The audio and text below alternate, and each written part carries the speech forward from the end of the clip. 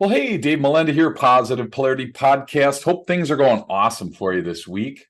I have to say, I have a statement rather than a question because normally we start with a question, but I found somebody that made a incredibly bold statement, and so I wanted to get him on the show. So the statement is making money just got a whole lot easier. And I'm like, come on now, seriously? Are you really? So I'm like, I got to get this guy on. And then I find out the guy is a award-winning author, and he's one of America's leading behavioral management specialists. So I'm honored to be hanging out with James Bond. How are you today, sir? I'm awesome, Dave. How are you? I'm great. Thanks for jumping on today. I got a ton of questions. I'm super excited. So thank you so much for jumping on. I got to say, you were famous, like we were talking about before, you were famous before 007. So did they kind of take your name? Is that how this is working? That's right. So I got tortured, especially in school. I mean, I was born after the book, but after the books, but before the movies. Oh And my so, gosh. yeah, so That's James Bond was nothing, and then suddenly he was all over everywhere, and wow. And I'm I'm not assuming Sean they're paying Connery, you I have to say. royalties. They're Sorry, paying mate? you royalties, right? They're paying you royalties for I this. wish. Yeah. Well, awesome. Well, thanks again for jumping on, James. So let's just jump in on this book. So you have this book, it's called Brain Glue, and it says how selling becomes much easier by making your ideas sticky. So tell us, fill us in on what that means for the average entrepreneur, sales professional that's listening right now. Well, so Jack and Jill went up the. Hill. Okay. Why do Yep. we remember that? When was the last time you heard that phrase? It might have been 10, 20 for me, like 50 years ago. And yet I remember it like it was yesterday. Sure. I'll be on my deathbed and someone will say, okay, James, Jack and Jill went up and I'll finish the whole phrase. Hilton, fits a pill of water, blah, blah, because it sticks to the brain. And there are certain Okay. things that stick to the brain. What we want to do is we want to recognize that we're in a world of over communication, that we're so bombarded with information that, that we don't miss it. So here's how brain glue works, okay?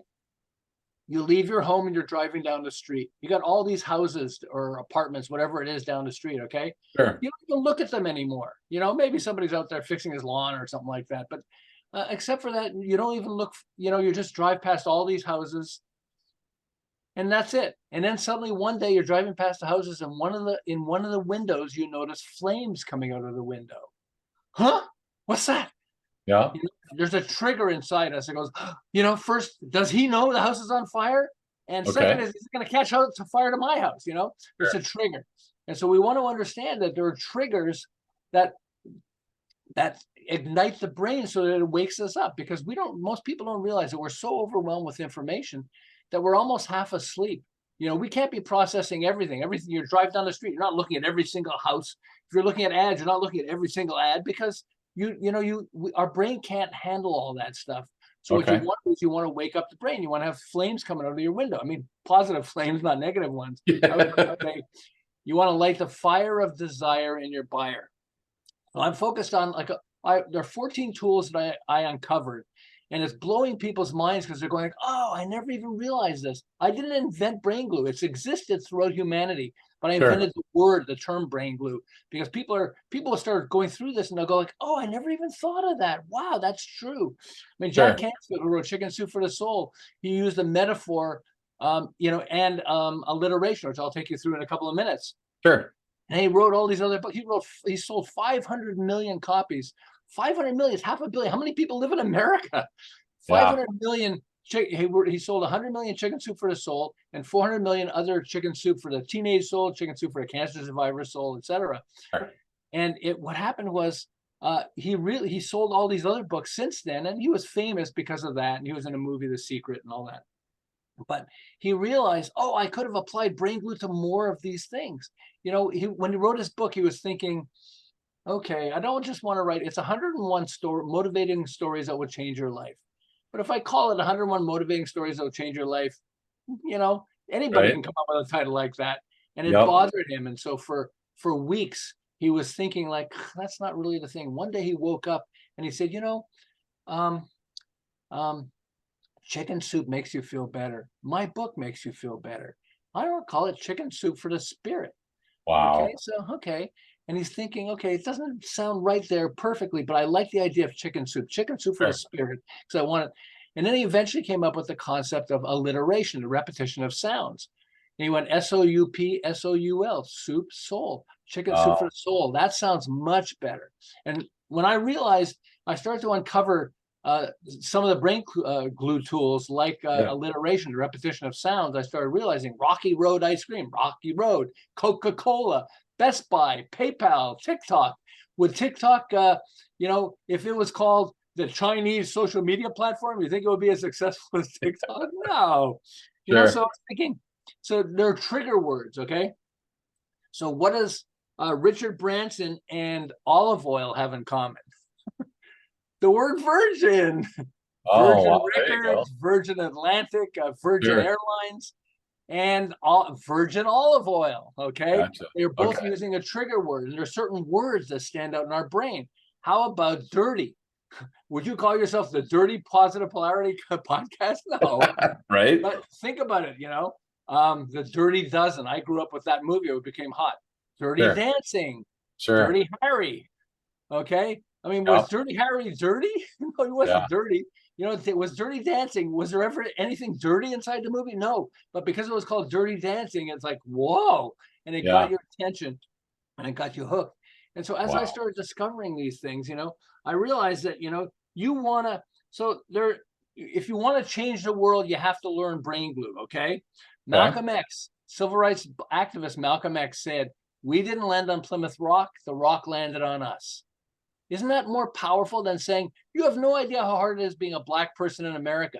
To say we didn't land on Plymouth Rock, the rock landed on us, makes you go like, oh, interesting. Or he also had this phrase that became really famous. A lot of people don't know he did. He said, when you stand for nothing, you'll fall for anything. Oh, Think of how profound that is. That uses sure. something called chiasmus, which is sort of a flip. I'll talk about that in a couple of minutes. But Sure. the whiter your bread, the quicker you're dead. The competitors for Wonder Bread, when it launched, Wonder Bread, it's bleached white bread, but they invented sliced bread. So often we hear people say, boy, that's the greatest thing since sliced bread. They don't realize they're actually referring to Wonder Bread because they invented sliced bread. Wow. Okay. And for Yeah. 10 years, Wonder Bread dominated the bread market. Okay. And it pissed off a lot of the competitors. So they had this illness that was like we have COVID. Well, they had pellagra, okay, which is a lack of vitamin B3. And so because of that, what happens is you get sick and die. People are dying. And when they bleached the bread, when Wonder Bread bleached the bread, they killed a lot of the nutrients in it, including vitamin B3. And so what happened was competitors, once pellagra came out, they said, we got him. And they told journalists, the whiter your bread, the quicker you're dead. Well, guess what? They used that as a headline because it's stuck to the brain. The whiter your bread, the quicker you're dead. It's rhyme, and it uses a trigger word, dead. Okay. Sure. And what happened was it literally collapsed Wonder Bread. They almost went bankrupt, and they had to invent food fortification, where you add niacin, which has lots of B3 and all these other things. So Wonder Bread actually invented that, where you start putting vitamins and minerals inside products. Johnny Cochran got O.J. Simpson off from an almost certain guilty verdict in a murder trial by saying, if the glove doesn't fit, you have to acquit. Combined with O.J. exaggerating the fact that the glove didn't fit him in the murder trial, the murderer's glove. I remember after the trial, two of the jurors were asked, with all that evidence against O.J., why'd you let him go free? And one responded while the other was nodding her head in agreement. Well, we knew if the glove don't fit, you must acquit. The glove didn't fit. We had to acquit. Yeah. It's powerful. When we start to understand it, suddenly people, change the title of their book or change the title of their product or change the name of their product. And suddenly they sell a lot more than they ever expected. And also, and this is the other thing, is you can also be a lot more impressive by learning these tools. And the reason is, take a look at Malcolm X, President John F. Kennedy. I grew up with him. He said, ask not what your country can do for you, ask what you can do for your country. And that line resonated with a gazillion people. I mean, with almost everybody in America. He also said, we must put an end to war, or war will put an end to man. Oh, mankind must put an end to war, or war will put an end to mankind. And these are powerful phrases that when you learn this, it becomes really powerful. And just last thing on this, but so John Gray was telling me, he wrote this book, Men, Women, and Relationships, which was fabulous, one of the best relationship books ever, but it only sold a few thousand copies. Then he got this crazy idea. It was actually he was doing a seminar to try to sell the book. And he said something, and all the women went like, oh, they started laughing like crazy. And all the men looked at the women and went, what is she laughing at? What are the women laughing at? And then one of the women said, isn't it funny that, women will laugh at something that men don't get, and sometimes men will laugh at something that women don't get? It's Sure. almost like men are from a different planet. And, what planet do you think men are from? And so Sure, he said, I Mars. guess men are from, Mars. Yeah. And then everybody laughed hysterically. And so when he got home, he said, well, if men are from Mars, where are women from? Well, I guess women are from Venus. Venus is the god of love. Okay. Sure. And he got this crazy idea. The book is barely selling anyway. What if I change the title to Men Are From Mars, Women Are From Venus? And then, tweak the content just a little so it refers to it throughout the book. Sure. It's basically the same book. Guess what happened? Almost overnight, 500,000 copies got sold, then 1 million, then 2 million. I know this guy, Steve Harrison, had helped him from a marketing standpoint. And I said in my book, he sold 10 million books. He said, wrong. We're already over 50 million. Wow. 50 million books. And $1 a book, that's not bad if you Yeah. I mean, he went from 20,000 to 50 million, all because he changed the title. Sure. Because the title, I remember in a bookstore, I'm looking at books and all that stuff. Men Are From Mars, Women Are From Venus. I go, what? Men Are From Mars, Women Are From Venus? What's that all about? I picked the book up, which is, you're going to get more people to buy it if they can at least pick it up or at least notice it. And then I started looking through the book and went, wow, that's just really cool. And I ended up buying the book. And a lot of people did that. And it's the power, it's the power of brain glue. It's the power of being able to wake up a certain part of the brain, the emotion centers of the brain. Sure. And it's so that people first, you're aware, it's awareness, you're creating awareness, but it's like you're driving down the street and suddenly you see flames coming out of a window. And then you're going to stop and you're going to look at the whole building. Is the building on fire? You're going to start examining it. With brain glue, it's the same thing. It's like we want flames, not real flames, hopefully, don't light your books or your products on fire. Yep. But what you want is you want it to stand out as if it's on flames. People go, oh, what's that? And just check it out. And once they do that, like everything happens. Sales explode because people, we have, positive polarity, uses alliteration, the repetition of sounds like Coca-Cola, PayPal, Best Buy, TikTok, all those things. Well, positive polarity sticks to the brain. Positive polarity podcast.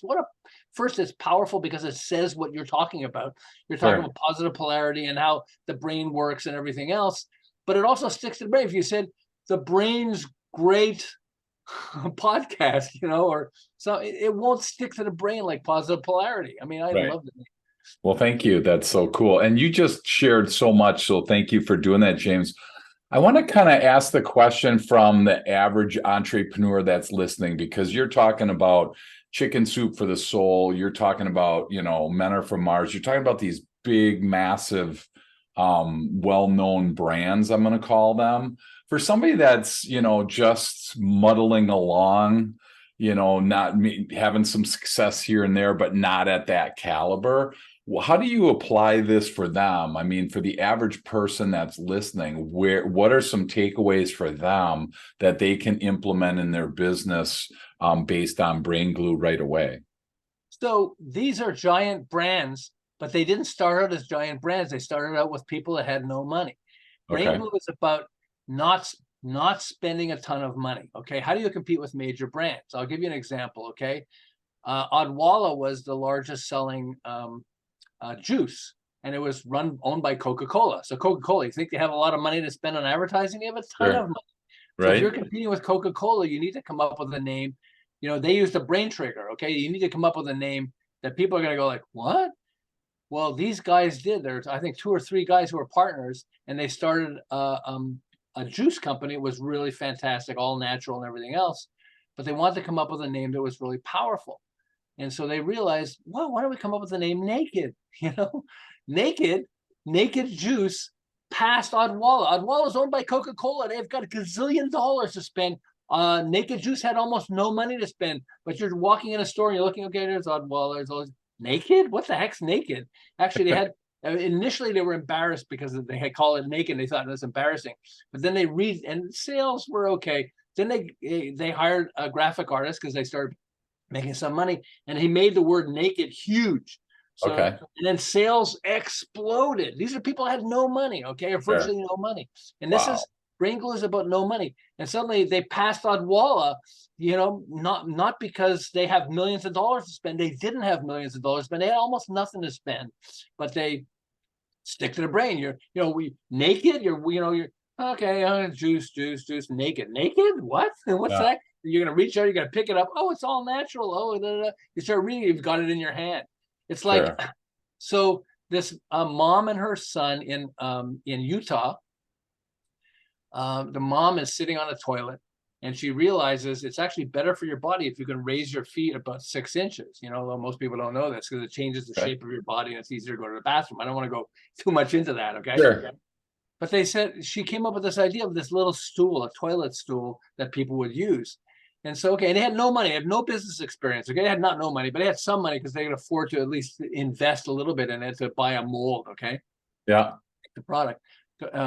But so they're thinking, okay, well, what do we call it? We call it the toilet stool. That doesn't work. My wife's had this comment. She said they should have called it the stool, but I don't think that's a good title. But she says, okay, well, toilet. We don't want to say toilet in the name. That's not really good. What's another name for toilet? Potty. Okay, potty. Okay. And so what are you doing? Oh, you're squatting. Squatty potty. Let's call it the squatty potty, which uses rhyme, and it's just it's funny. Okay, Sure. almost.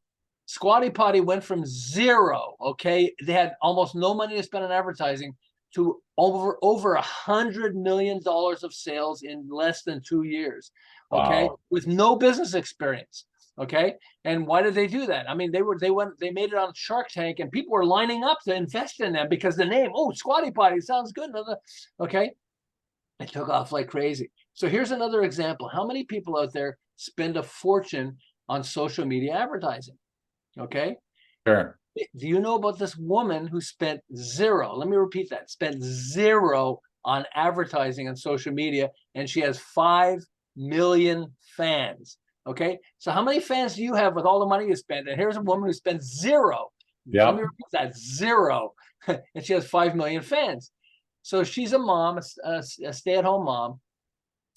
And she was thinking, okay, I want to create a Facebook page. It'll be fun. And, I can post stuff. And, she's creative. As a lot of people are creative out there, but they have almost no fans. But this woman is creative. And she said, so let me talk, mommy. Okay, what does mommy need? Mommy needs time to herself. Mommy needs a rest. Oh, I know what mommy needs.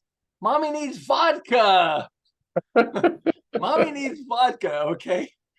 I remember, so I'm looking at different posts and everything else. I look at it periodically, Facebook. I'm looking at this post. It was really a fun post. And then I look at who it's from. It's from Mommy Needs Vodka. What the heck's that? Clicked on that, went to her page, okay? Her Facebook page. And I look at some of her posts and went, oh, this is fun. I became one of 5 million fans. Okay. Mommy Needs Vodka. And it's because she recognized, the trigger word. It's like, huh? It's like, fool me once, shame on you. Fool me twice, congratulations. Yeah. That's not what you expected, okay? Wow. And so when you take some, it's just when you want to light the fire of desire in your buyer, you want to wake them up so they notice you enough that they're gonna check you out. And when they do that, you have a much better chance of getting what you want. So this is a brain science type of thing then, correct? I mean, this isn't just guessing and hoping that things work. There's a lot, it sounds like there's a ton of research that has gone into this. Well, I've been doing this for 35 years. So let me start there. I didn't call it Brain Glue initially, and I didn't know what it was. I started an advertising agency in Montreal. I live in Southern California now, which is a lot warmer than Montreal. But Montreal is great. But I started an advertising agency in Montreal, and I worked my way up where I won, major companies like Kraft Foods, Timex, Watches, Abbott Laboratories. They make Similac and all these other things. And then Seagram's, their world headquarters is there. And so because of that, I had an opportunity to win the anti-drug campaign in America with powerful, logical reasons. I'm a logical person, as many of us are. And I had logical reasons why you shouldn't do drugs. But then I saw the ad that beat us, and it deserved to beat us because it was so much better and so much more powerful than what mine was. I know logic. This was emotional selling, and it was a guy holding an egg. You probably know this, saying, "This is your brain. cracked Yep. the shell, and dropped the egg into a sizzling frying pan, and they exaggerated the sizzling sound so it would really trigger the brain. Also, Sure. this is your brain on drugs. Any questions? And I Wow. realized this is emotional selling. I have no clue how to do emotional selling. How did they even come up with the idea? I couldn't even relate to it because I'm a logical person. And so I decided, I wrote on a 3x5 card. I love 3x5 cards, your brain on drugs. So I'd remember the ad. And then I created something, a box. I called it a passion box. And every time I saw something or heard something, even a quote from somebody famous, John F. Kennedy or whatever, Malcolm X or anybody, I would put it in the box without trying to overanalyze it. Because I said, they don't teach it in school, emotional selling. And if you look for books on it, it's all superficial stuff. They don't really talk about the heart of how do you create emotional selling. Sure. And so I started putting stuff in the book after 10 in the box, in the passion box. After about 10 years of putting them in the box is when I met John Gray, and he told me about his book that went from 20,000 to 50 million copies sold. And it just blew my mind. And when I wrote Men Are From Mars on a 3x5 card, I suddenly realized that's a metaphor. And when I got home, I went like, wait a second, if that's a metaphor, is metaphor the secret to emotional selling? And certainly your brain on drugs is also a metaphor because your brain is not an egg. Okay. Yeah. I went, metaphors, is that it? As I dumped the passion box on my bed, I realized metaphors is only one of 14 brain triggers. Like Dirty Harry, and dirty is a word and stuff like that. There's there's so many of these, vomit is a trigger word. I started realizing trigger words, dummies. Whoever calls their audience dummies, okay? Yeah. And yet the Four Dummies books have sold gazillion copies, okay? The first one they had is DOS for Dummies. DOS is like a programming language. Yeah. For dummies. They sold in the first year over 1 million copies, and they were like floored. That was ages ago. So 1 million was like 10 million today, okay? Sure. But it's just ugly, okay? Ugly Betty, okay? The TV show. Gee, I wonder, you think that grabbed your attention? How about The Good, the Bad, and the Ugly? It uses chiasmus as the good, the bad, but they add ugly, a trigger word. The Good, the Bad, and the Ugly. What if you heard ugly being I want to call my product the Ugly Book, it's just, and I started realizing these are powerful tools. I'll give you, chiasmus is a really good one, okay? Chiasmus is a flipping, okay? Where rhyme is A-B-A-B, the second word rhymes or whatever. Yep. Chiasmus is A-B-B-A, and it works this way. Winners never quit, and quitters never win. It flips it, okay? When you stand for nothing, you'll fall for anything, okay? Yep. When the going gets tough, the tough get going, okay? Sure. And so Einstein loved it. Einstein used it all the time. When everybody goes right, go left. Oh no, everything goes right, go left. Okay, but here's Mae West, who was an early, she was an early movie celebrity. She was really amazing, Mae West. But she said it's better to be looked over than overlooked as a woman. Okay, sure. Women like a man with a past, but they prefer a man with a present. Not present tense, by the way. Show up with a present. Yep, for sure. When women go wrong, men go right after them. Wow. It says good girls go to heaven and bad girls go everywhere. And my favorite, hopefully this is not crossing a line with your audience, is a hard man is good to find. Oh, jeez. Yeah. Okay? So I've got a joke. Okay, here's a joke that goes with that, which she is jokes. It's like, I'd rather wake up and pee than pee and wake up. Us old guys can relate, so I'm not sure you know, but just when you realize it's patterns, okay, and patterns are embedded in the brain, and we get fooled because we see things often that are, we think that's really famous. I'll give you a perfect example of this, of something that everybody thinks is great but is terrible. Got Milk. The Got Milk campaign. I have this article from about 10 years ago from Business Week, and it was called Got Milked. After $385 million, sales still decline. So why did sales go down instead of going up? Well, why would somebody stop drinking milk? Maybe they have lactose intolerance. Lactose intolerance is a big one, okay? Sure. I don't have lactose intolerance, so I don't get sick when I drink milk, but in my mind, I'm thinking, maybe I am a little bit, so I should go easy on the amount of milk I drink. Okay, it's stupid, but it's in our brain because people talk about lactose intolerance.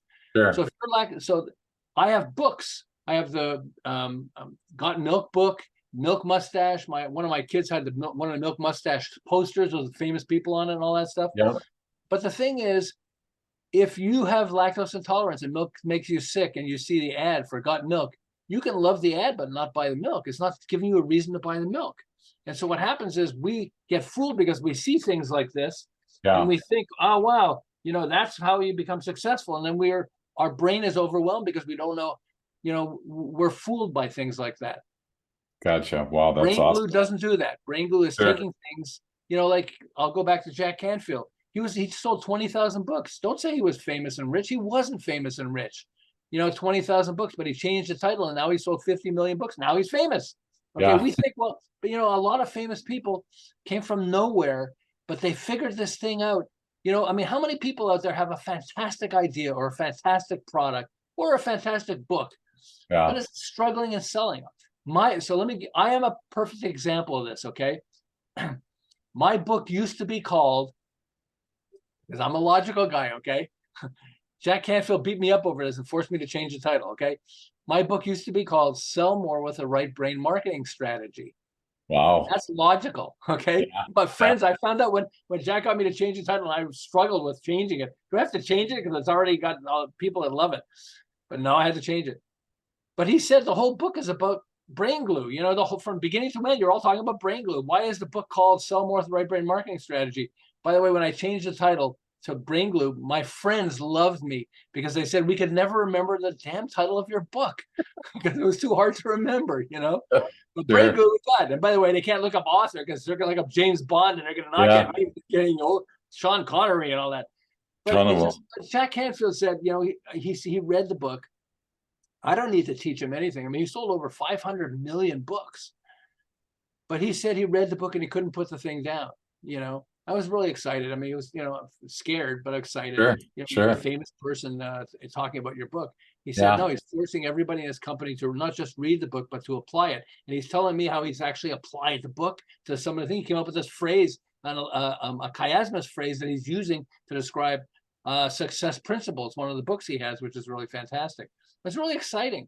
But he said, I said, oh, wow. First, he apologized. I had to apologize. He said, I read your damn book and I couldn't put the damn thing down. And I have so many other books to read. So I'm apologizing. I'm sorry. Can I use that quote? And he said, you can on one condition. You got to change the title. You're forcing us to change our titles. We're going to force you to change your title. It's a Nice. stupid title. Sell more of the right brain marketing strategy. I get the logic of it, but you're trying to teach us emotional selling. Get on the train with us, guy. Sure. So you got to change it. And he was right. It's just, people understand brain glue and they understand the concept of it as brain glue. It's like it makes your ideas sticky so they stick to the brain like glue.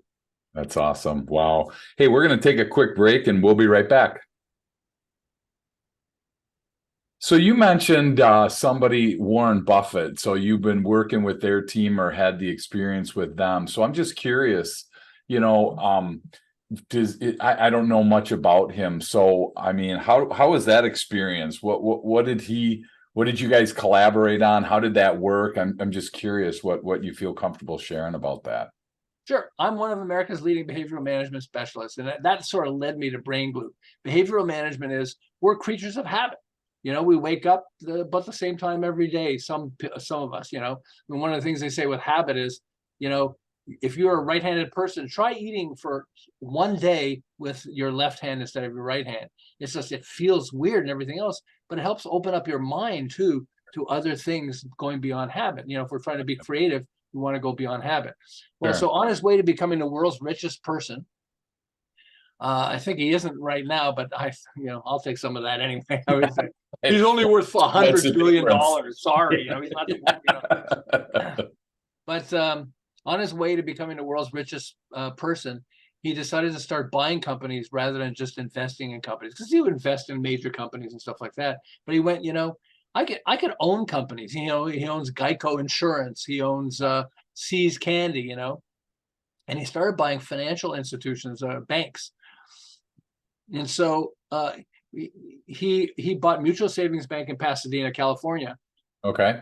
And the team realized that one of the biggest things he wanted everybody to become a salesman. And I don't just work on sales, okay? But in this case, it was sales. It could be anything. I had Amgen, the world's largest biotech company, and they wanted these people, senior managers, to have an open door policy, and they didn't. And so they wanted to change the behaviors of people. And so we have lots of fun with different areas. But in this case, he wanted to turn managers. People became managers because they didn't want to have to sell. He wanted to turn managers into top salespeople. So they're still a manager. They have the title manager, but they sell. Sure. And they resisted it. They just were, well, I changed their behavior so that not only did they become top performing salespeople, I mean, they exploded the revenues of the bank, but they loved it, And, people have a perception. I mean, and it's easy for me to relate to it because when I started, I hated selling. I'm an advertising guy. I started in mechanical engineering, but I'm an advertising guy. I'm a technical person. Do I have to learn selling? Do I have to sell it? Can't people just fall in love with the stuff? I'll show them samples of my stuff. Sure. But I learned early on the power of questions. Okay. And so like Seagram's is a good example. So when I went into Seagram's, before as I started learning about the power of questions, like questions are the most powerful human interaction tool that you could have. Okay, aren't they? Right. If I ask a question, your brain makes you want to answer it, doesn't it? If I keep asking, are you going to keep answering? I mean, it does. I do it to audiences and they try to shut themselves up. I said, but you're still thinking of answering it, right? Because it's wired into us. In fact, here's something that people can use if you're selling something, okay? If you're like a coaches or consultants, past, present, future. Have you ever worked with a coach before or a consultant? And they say yes or no, okay. What worked for you and what didn't work for you? Sure. Okay, are you working with one now? What works for you and what doesn't work for you? And then what's the ideal situation in the future? It's like, I would do with advertising. We would say, have you ever worked with an advertising agency before?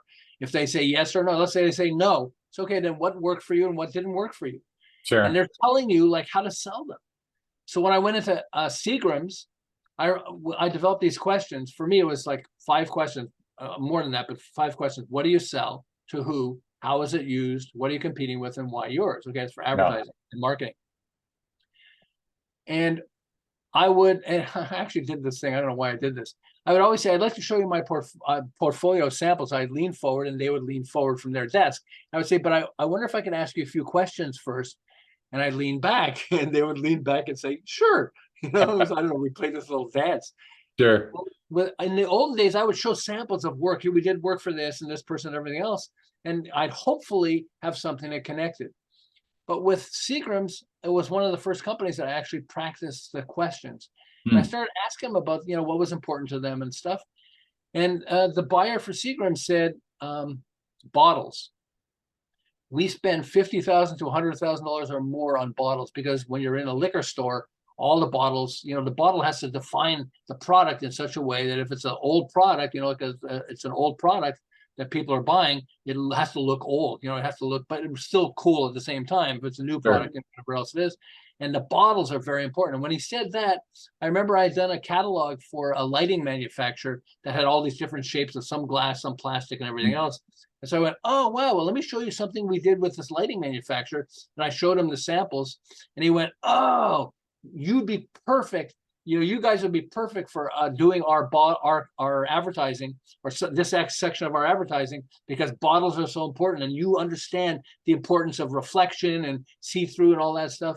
Sure. And so it became more powerful for me. I started to realize, how powerful this was. So then we're sitting, my middle brother, I'm the oldest of 4, boy, girl, boy, boy. My middle brother, John, was a fabulous salesperson. And, family and business doesn't always mix. So I learned that firsthand. I love my brother, Johnny, I love you, but not in business. But he was brilliant and I didn't know selling. It really pissed me off, by the way, because he knew how to sell me better than I knew how to sell me. And that really bothered me. Okay, this got me to the path. But so we're in Avon Cosmetics of Canada. And we're sitting there because we had shown samples and we bid on a project, which is a really exciting project. And so the buyer from Avon looks at us and he says to John, it's between you and this other company. And frankly, I love to work with you guys much more than the other company, but frankly, your price is higher. Yeah. So John looks at him and says, why do you think the guy's price is so low? And there's a long pause. And then the buyer from Avon says, okay, I get your point. I'll write you up a purchase order. And I thought, what the hell just happened? We didn't have to lower our price. We didn't have to he's hiring us because our price is higher. And I realized, wait a second, there's something about human interaction that I don't understand.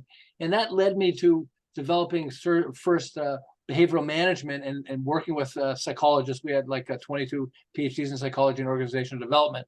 And I invented stuff that we would start using, and even they were fascinated by. And that led me to Brain Glue, which is where I said, well, why do people make decisions? And there's Gerald Zaltman at Harvard Business School and Daniel Kahneman, who's a Nobel Prize winning psychologist, both discovered and showed all of us how more than 90% of buying decisions are emotionally triggered. It's the emotion centers of the brain that need to be triggered. You know, in marketing, they say they want people to know, like, and trust you. Okay, well, that's part of it, but it's more than that, because you don't always get the opportunity to do that. But you want to, trigger the emotion centers of the brain. There's something in neuroscience called Hebb's law, which says talking about the brain's neurons that fire together, wire together. So, if every time you see, Men Are from Mars, Women Are from Venus, you laugh, then you're going to laugh every time you see the book. Okay. I mean, it sort of triggers the brain. Sure. And so with Brain Glue, it takes advantage of that. And it says, well, what are the tools that trigger different parts of the brain? So you're more likely to get people to say yes to your idea or buy your product. And then we get people changing something, and suddenly their sales explode. I've got personal, first I had the theories of it because I started understanding how Brain Glue works. Then I started applying it on clients and myself, and things exploded. I had these 3 guys who were in business for 10 years, and they reached 2 million in sales. That's not bad, eh? 2 million in sales. Yeah. Yeah. In 1 year, I took them to 10 million in sales. And then 2 years later, it went to 32 million in sales. By the way, I took them from 2 to 10 in 1 year, and they started razzing me and saying, hey, Bond, it was supposed to be 12 million. My comment was, shut up. They bought each other the biggest BMW as gifts. They had 3 Sure. BMWs. But it's just because we recognize that when you understand the power of Brain Glue, it triggers the brain, because we don't really, and it feels subtle. Ask not what your country can do for you, ask what you can do for your country. It feels subtle, but it's a pattern that sticks in the brain. If the gloves don't fit, you must acquit. Yeah. It feels so subtle that the competitor to Johnny Cochran, OJ's attorney, didn't even realize how powerful it was.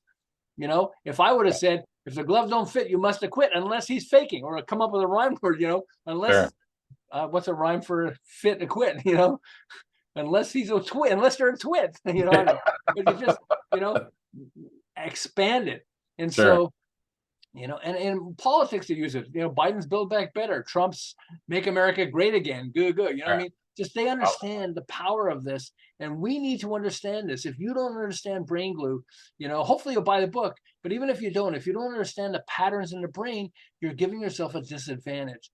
Even if you're trying to just be impressive to other people, you have a job and you want your boss to stand, you want your clients to get floored. I mean, I do it all the time. And suddenly when I started applying Brain Glue to clients, they would go like, oh, wow, that's, I didn't even think of that. That's interesting. Huh. And so for the people that are listening today, James, as we start to land the plane, if they aren't familiar with this is their first kind of exposure to this, is buying the book kind of the first step, and then there's more after that? Or what kind of process would a business owner go through that's listening, that really wants to learn more about this? What's the best way for that to happen for them? Well, the book's a good start. I think if you go to braingluepage.com, then you'll see literally Jack Canfield does a verbal testimonial and stuff like that, but it explains what's in the book. Okay. But I think, I hope you buy the book. The book is made in such a way, this is not a long read book. That's one of the things that people love about this book. First, there's lots of jokes in it, okay? On page 2, I also tell the story, which is going to sound really terrible. My 4-year-old daughter didn't want to have sex with the boy next door, okay? And people go like, what does that have? First, what? And second, what does that have to do with anything? When they read it, they recognize how profound it is, okay? Sure. But it's the book. A lot of the chapters are only 3 pages long. Okay. So I don't want to bore you. I want to show you this so that it triggers your brain. You're going to go, oh, I know these things. Oh, and then it shows you how to do it for yourself. And that's why people are saying this is one of the few books that's easy to apply stuff. Because if you read a book, how many times do we read things? We go, oh, that's fantastic. We never apply it. This Yeah. one is the opposite, because people say, I can't put the damn thing down because I'm applying it to my thing. I just changed the name of or I changed how we describe our service or our product, and it Sure. becomes really fun. So that's, if you do that, go to BrainGlue, braingluepage.com. Okay. That'll at least give you sort of an overview of what's in there. And I Okay. will say this, that when people buy the book, at the end of the book, it gives you access absolutely free to a workbook, a worksheet, an action guide that Okay. gives you, all the things in a chart, and you can sort of start playing with it, and it makes it easier. But a lot of people don't even do that, and they read the book, like Jack Canfield, but others, they read the book and they just find it like, oh, I can apply this right now. You don't have to. You're Positive Polarity Podcast. You're already perfect. I mean, it's fantastic. And it's not positive, it's positive polarity. So people understand there's a psychological aspect to it. And it has to do with the, triggering the polarity, like the polarity of the earth and all that stuff. I mean, Yep. on so many levels is powerful. And Cool. so, yeah, just just take a look at the BrainGlue tools. And I think it blows people's minds. Where's the best place? Playing it on our family. Sorry, they started playing on our families. I have this guy that says I have this person, this woman who's gorgeous, and I really want to ask her out on a date, and she just doesn't want to go out on a date. And he said I started applying two of the tools inside the book. One of them was humor. And it's amazing. I said, yeah, well, girls love humor, they love humor. And he said, yeah, well, I started applying these jokes, and she's like, we're on a date next week. Wow, this is so exciting, Oh my gosh. So it's actually a dating book too. Oh my gosh, James, this is a total package book, eh? Where's the best place for people to get a copy of this book? Well, it's on Amazon. Amazon's an easy place to get it, but you can go, okay, but bookstores have it, but Amazon is an easy place to go. Awesome. Cool. So one last question, I'm gonna let you go. For somebody listening, what would your tip of the day be? Maybe it's something that we talked about already. Maybe it's something that's just on your heart, but what would you share as your tip of the day for somebody listening today, James? Metaphor. Think if you're trying to persuade somebody, always start with a metaphor, like it's just like blank, okay? And then come up with the craziest metaphor possible, okay? I mean, this guy who's selling an electric razor that shaves man's private areas. I don't want to get too much into that, but okay. And he was trying to come up with a metaphor to describe it. And he said, oh, it's just like a lawnmower. Why don't I call the product a lawnmower? He ended up calling his company Manscaped. We're landscaping a man with a lawnmower, and his sales have exploded. But even if you're trying to talk your kids into something, come up with a metaphor. Hey guys, that's just like, getting thumbtacks on your seat. Do you really like thumbtacks on your seat? And if you can come up with a metaphor, it makes it easier for people to understand, Gotcha. what we're trying to sell. Wow, that's awesome. Well, thank you so much, man. There's so much stuff here. Hopefully for the listener today, James was able to kind of help you think outside the box a little bit, help you see that there are other ways to do things. I highly encourage, I'm going to grab a copy of the BrainGlue and see what that's like. So thank you so much for jumping on today, and can't wait to read it and can't wait to keep learning from you. Thank you, Dave. Thank you so much.